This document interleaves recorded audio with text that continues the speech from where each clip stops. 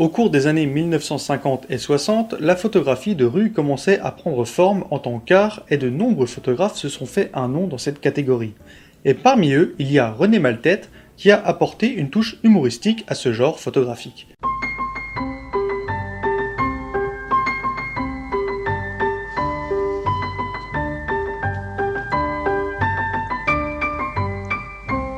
René Maltête, du vieux français mauvaise tête, est né le 8 mai 1930 à Lamballe, dans les Côtes-d'Armor.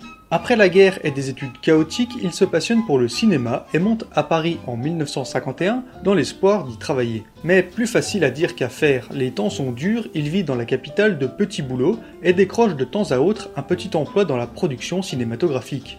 En premier sur le tournage de Jour de fête de Jacques Tati et sur le film Le Dindon de Claude Barma, un film qui en plus n'a pas vraiment marché. Mais bon, le genre de poste qu'il avait, c'était assistant metteur en scène, stagiaire. Trop impatient pour grimper les échelons un à un et trop pauvre pour acheter une caméra, il achète un appareil photo Semflex 6x6. Il commence donc à se promener dans Paris et s'imprègne de la capitale quartier par quartier et devient un cinéaste à image fixe. Après quelques années de galère, il sort en 1960 son premier livre, Paris, des rues et des chansons.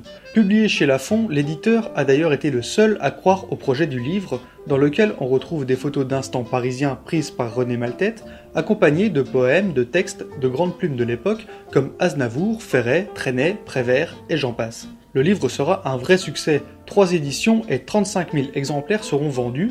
Après 1969, le livre est épuisé et très recherché dans les boutiques d'occasion. Il faudra attendre 1995 pour qu'il soit réédité chez Pierre Borda. D'autres livres suivront et ce sont surtout ces photos avec un décalage inattendu et un trait d'humour qui fait rire le spectateur qui feront la renommée de René Maltête.